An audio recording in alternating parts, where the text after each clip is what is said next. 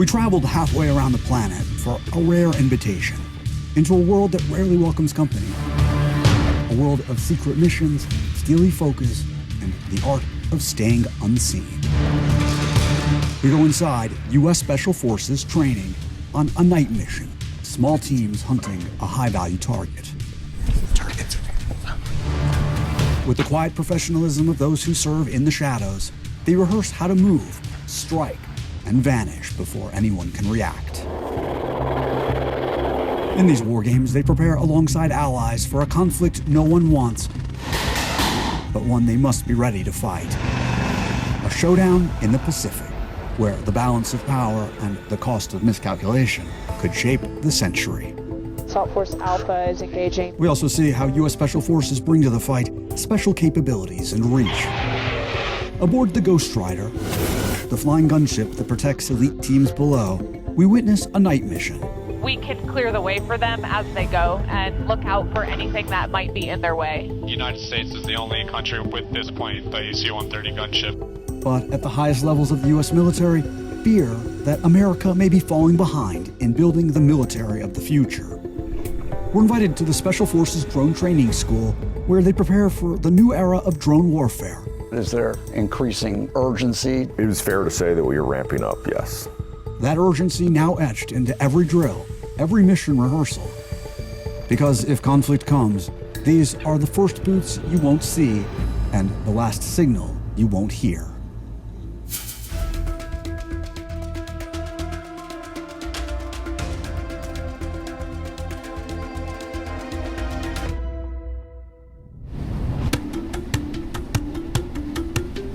In the shadows of Australia's iconic landmarks, American Special Operations Forces move through the water on a reconnaissance mission.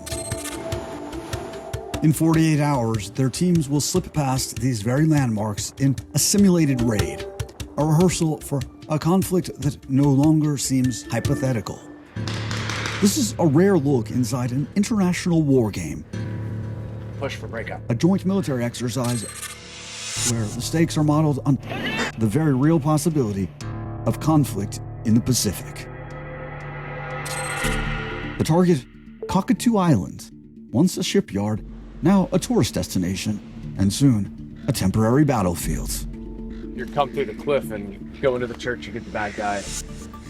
We were granted extremely rare access to embed with one of the most secretive and highly trained units in all of the U.S. military. There are ground rules we agreed to for this exclusive embed, and they include how we refer to these fighters. U.S. Navy Special Naval Warfare Operators is the term of art we were told to use. No faces, no names. We've been asked to identify the leader of this Navy platoon only as Navy Commander. If we're sneaky peeky, we get in there, we get the bad guy and don't have to shoot a single time. That's perfect. We'd love to see that happen. You push that through Assault 2. He has spent more than a decade earning this position, one classified mission after another. He can't name them, but the kinds of operations he's talking about echo through headlines from the War on Terror, the capture of Saddam Hussein, the raid that killed Osama bin Laden, the strike on ISIS leader Abu Bakr al-Baghdadi. Small teams, big impact. Now their focus shifting. Are the types of problems that you'll potentially have, are those evolving? The counterterrorism fight is no longer as relevant as the integrated deterrence. Think peer or near peer preparedness. In the Pacific, China is rapidly expanding its military, launching warships, testing long-range missiles, and seeking to cement its dominance in the region.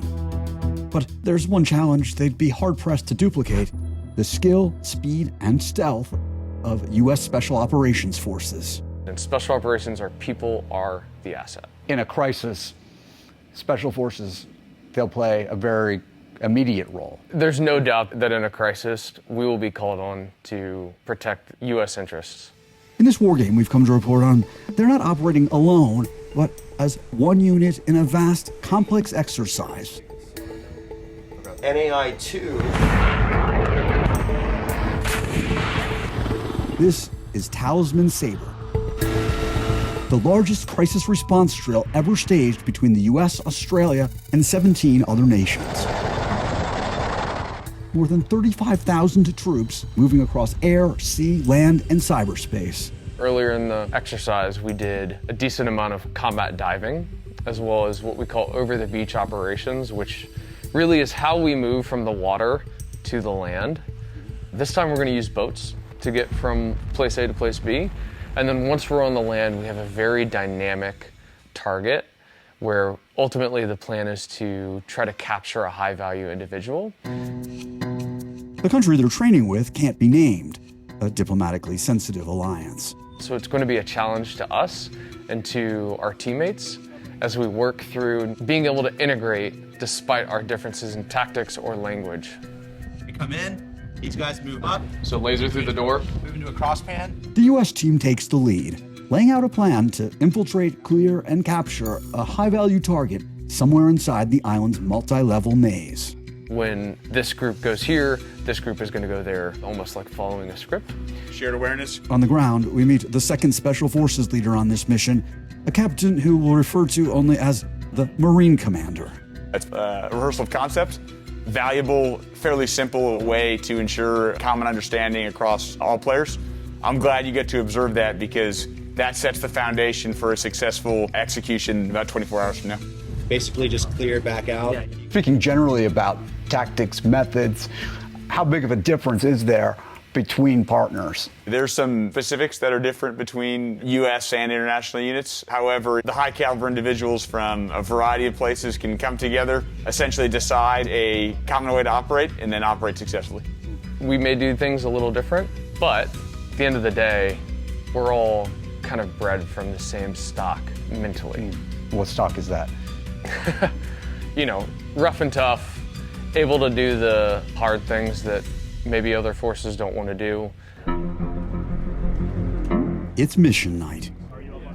The teams gear up. Their rigid inflatables, known as ribs, can be airlifted anywhere. They promise fast, quiet, low-profile insertion.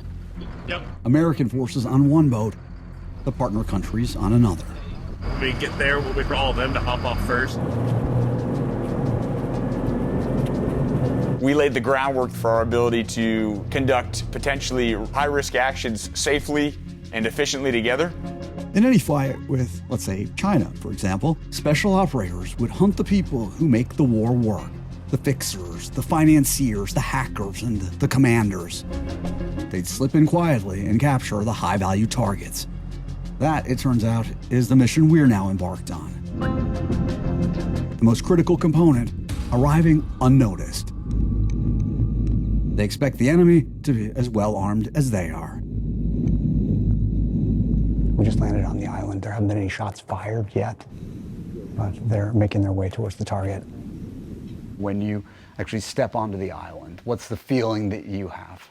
There's always a little bit of nerves on the way in, especially as the commander. Hey, did I think of everything? Is there something I left out? That's why we do such in-depth planning like you saw earlier. But then once you get onto target, it's almost flow state. The distance between them is a balance of caution and speed. A human margin for the unknown. We do not want to speak or alert the enemy to where we are. Looks, not voices, do the talking. The groups divide up to hunt for the target, each with its own leader setting the intent, calibrating the risk, and adjusting the flow. They are the individuals making those rapid decisions, keeping a unit leader informed, and then driving forward. Those decisions take on urgency when the enemy knows they're there and fights back.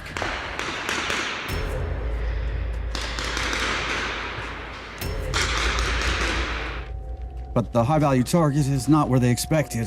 Not in the warehouse below. Up that western side of the building. He's above, on the cliff.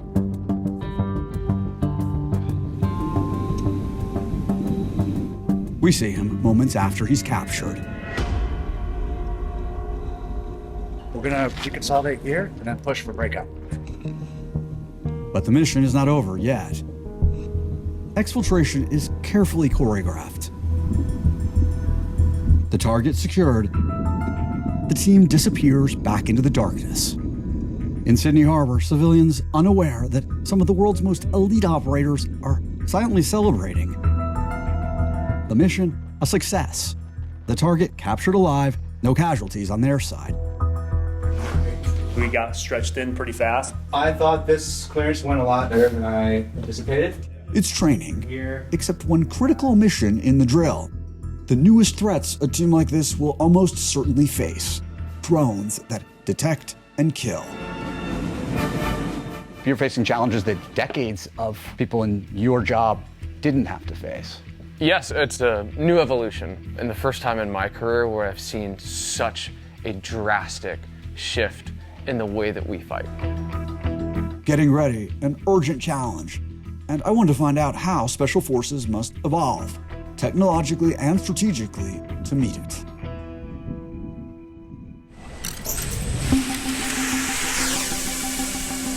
I asked U.S. Special Forces Command how it's preparing its fighters for the new world of drone warfare. You guys good in the back? Especially in the Pacific, where China has gained the upper hand. You got it, Andrew. Stay steady, bro. In response, they invited me to their new introductory unmanned warfare course out in the rugged forests of North Carolina. That was trippy. Here, Army Rangers and Green Berets are recalibrating decades-old doctrine and learning to fight with their fingers. Your fingers move with the drone, not your body. Yeah. Their weapon already changing the game on the battlefield in Ukraine. The tiny, fast FPV drone. Pilots wear immersive goggles that show them exactly what the drone sees. You're trying to ignore your body's motions while focusing on the drone's motions. During this early practice, the drone carries no explosive payload. Fortunate for us, riding in the back. Oh, you almost flipped your head. If we were trying to attack a target and we had explosives on it, we could find them and execute. Colonel Simon Powelson, commander of the 2nd Special Warfare Training Group, says the goal is simple. Make sure every Special Forces fighter passes through this course to be ready for drone warfare. This is where the journey begins. How long are they here? 6 weeks. That's a serious amount of training. Drones are becoming the primary weapon system. You're 3 o'clock over there. When you understand how to employ it, how you use it against someone, how someone uses it against you, that will adjust what you do on the battlefield. Are you getting the cutting edge tech? Here within the schoolhouse, we train fundamentals. The things you're seeing out here today, flying around, $367. Super durable. With that price point, I could buy a lot of them, I could crash them, I can run them into things, I can blow them up. I'm gonna buy more. Special operations units that once depended on stealth now face enemy drones hunting from above. Time to put on our anti-drone suits. I've seen this firsthand covering the war in Ukraine. Drones prowling the front line, spotting soldiers and civilians to attack, day and night. We own the night? Not really, you know what I mean? Here in North Carolina, Ukraine is the ongoing case study. Is the kit changing quickly, what they're carrying on assignments? 100%. Everybody sees what's the secret sauce in Ukraine. It's innovation at the tactile edge. Drones are also making it harder to do one of the things that Special Operations Forces do best, and that is being sneaky. You just have to operate in different ways. If you think about warfare, it's a constant cycle of iteration. Yes, but I would argue this is happening really fast. Super fast. Perhaps you've never had to evolve more quickly than right now. The Chief Staff of the Army, the SecWar are powering that concept down. I'm never going to back down. Secretary Pete Hegseth, in a highly produced announcement, vowed to pull out all the stops to drone up America's military. It's the memo. Senior officers must overcome bureaucratic risk aversion. Military analysts warn the U.S. lags far behind China in drone warfare capability. What's the message coming to you from on high? The message from on high to us is we're all about removing roadblocks, cutting red tape. That is clear down on this end. You're empowered, is what you're saying. 100%. So we see a barrier here. We want to remove airspace restrictions, remove land use restrictions. Everybody's on board. The Army has also fast-tracked a new role within Special Forces, a leader in charge of coordinating all unmanned systems in a unit. Chief Warrant Officer Gary Ostrander is preparing to launch that new mission next year. Once we receive those candidates in, we will put them through 20 weeks of rigorous training. 20 weeks? 20 weeks. They will focus on all warfighting functions. It's probably not too often that a new career field is created. The Army doesn't create new career fields very often, and so when they do, it is highly sought after. We feel as though there is incredible talent out there in the civilian population as well. And you can teach them how to do push-ups and pull-ups. We can teach them the physical thing, as long as their heart's in it. How do you go about finding those folks? We can try to identify those skills that may be out there, drone racing leagues, also identifying through colleges who is pursuing a robotic capability that may have an interest. And they'll be in the fight themselves. Yes, sir. You got it, you got it, you got it, you got it. It's still in the air.